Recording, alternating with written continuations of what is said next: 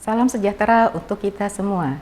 Selamat datang dalam perkuliahan Teknologi Sediaan Padat di Fakultas Farmasi Universitas Indonesia yang dilaksanakan secara daring.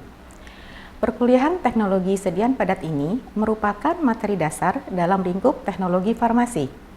Materi kuliah ini diberikan kepada seluruh mahasiswa program Sarjana Farmasi semester 4. Dengan mengikuti perkuliahan ini, mahasiswa diharapkan mampu menjelaskan konsep dasar sediaan padat sehingga mampu merancang formula sediaan padat, mengidentifikasi permasalahan-permasalahan pada tahap praformulasi dan formulasi, menganalisis permasalahan formulasi dan proses pembuatan sediaan. Selain itu, mahasiswa diharapkan mampu menetapkan eksipien dan sistem penghantaran obat untuk sediaan padat dan mampu menjamin mutu sediaan padat yang dihasilkan.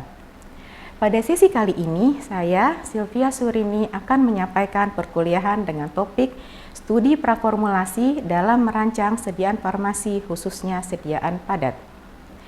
Berikut ini adalah referensi yang dapat digunakan untuk mempelajari lebih lanjut topik ini.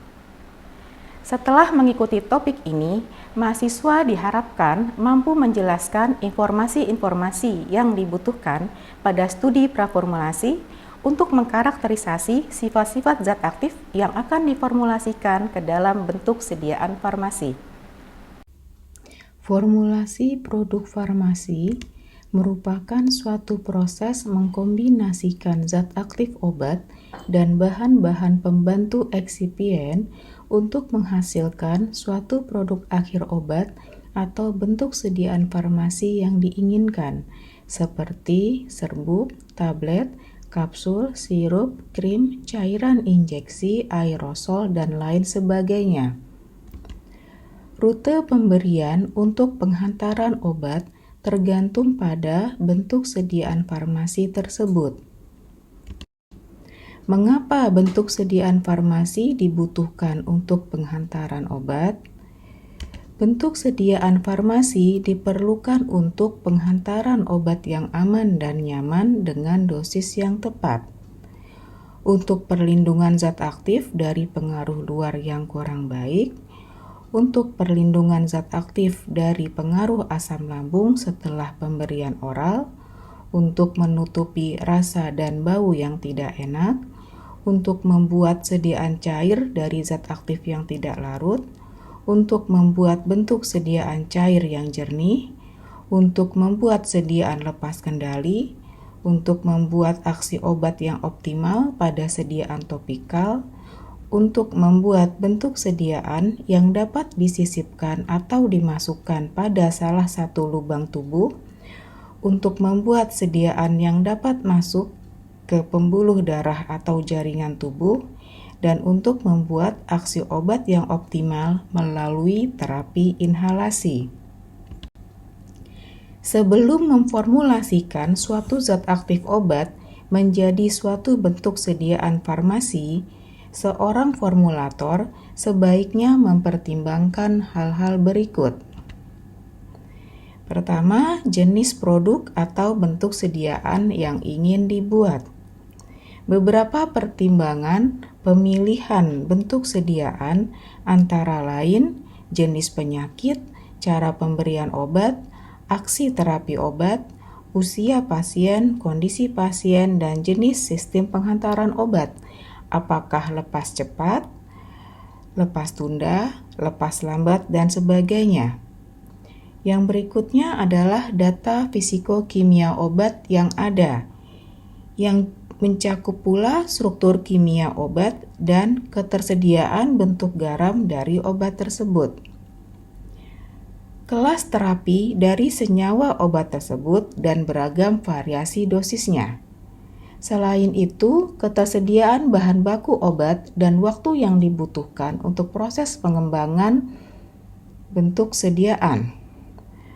Ketersediaan metode esai atau analisis obat untuk mengetahui stabilitas obat, dan pengetahuan farmasi yang cukup bagi formulator, seperti mengetahui jenis zat aktif yang mirip secara kimia, serta dapat mengaplikasikan dengan tepat ilmu-ilmu farmasi fisika, kimia farmasi, dan biologi farmasi. Apa itu studi praformulasi? Studi praformulasi merupakan langkah awal dalam pengembangan sediaan farmasi.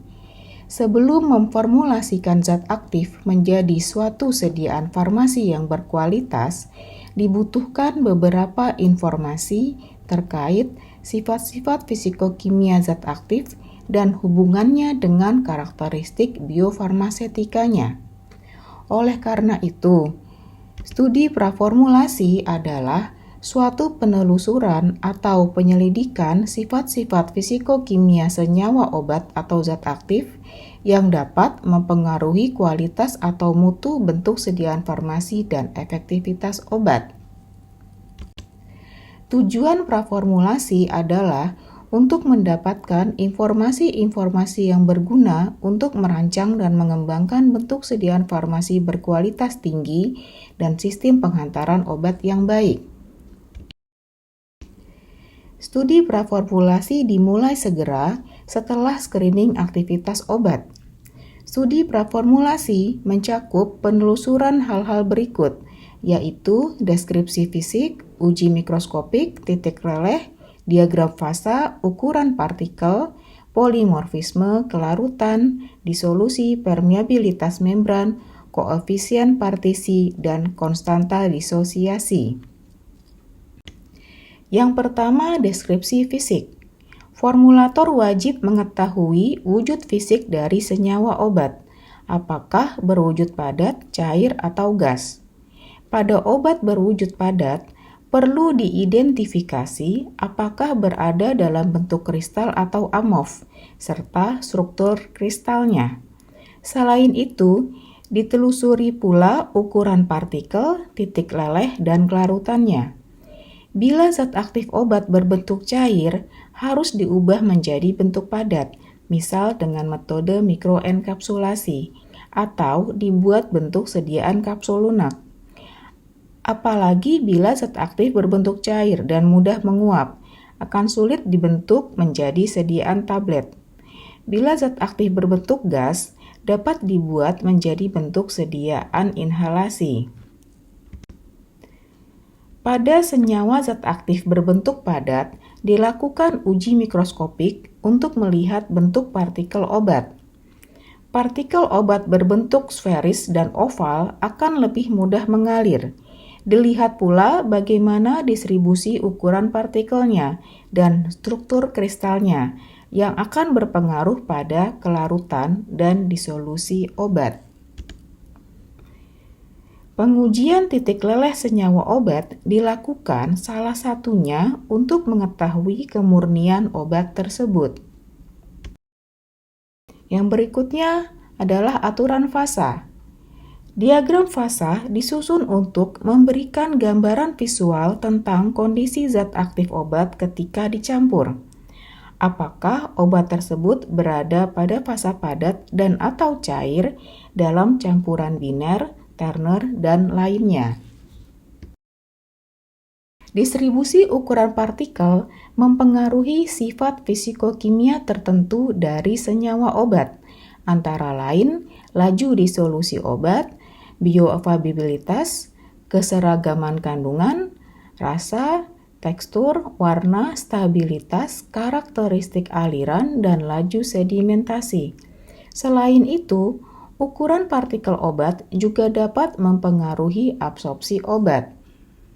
Polimorfisme adalah senyawa obat yang memiliki lebih dari satu struktur kristal. Senyawa obat yang memiliki polimorfisme akan menunjukkan sifat fisikokimia yang berbeda antara satu dengan lainnya, meskipun memiliki struktur kimia yang sama, seperti memiliki titik leleh dan kelarutan yang berbeda. Contohnya, senyawa dengan bentuk amorf lebih mudah larut dalam air. Kelarutan obat di dalam air dapat mempengaruhi efektivitas terapi terkait bioavailabilitas obat. Modifikasi kimia obat menjadi bentuk garam atau ester adalah teknik yang sering digunakan untuk mendapatkan senyawa yang lebih mudah larut.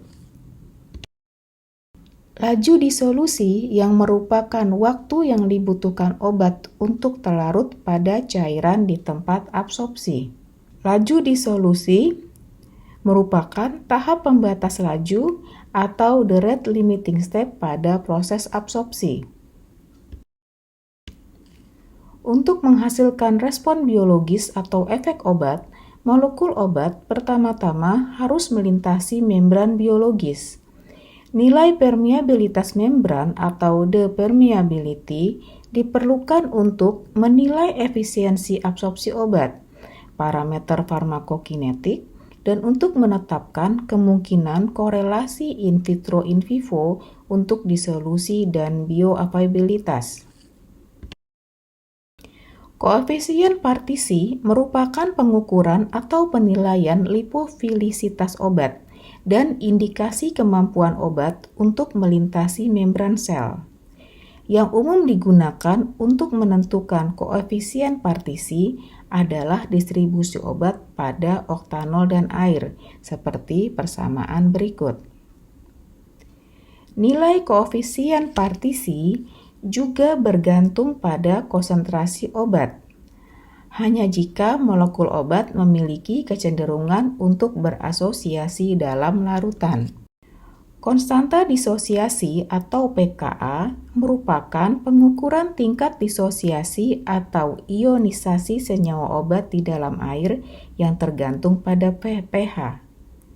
Pada formulasi, seringkali pembawa disesuaikan dengan pH tertentu untuk mendapatkan tingkat ionisasi obat tertentu untuk tujuan kelarutan dan stabilitas. Demikianlah sesi kedua perkuliahan teknologi sediaan padat ini. Kita telah mempelajari tentang studi praformulasi sediaan farmasi. Pada pertemuan berikutnya, kita akan membahas mengenai kriteria sediaan dan formulasi tablet konvensional.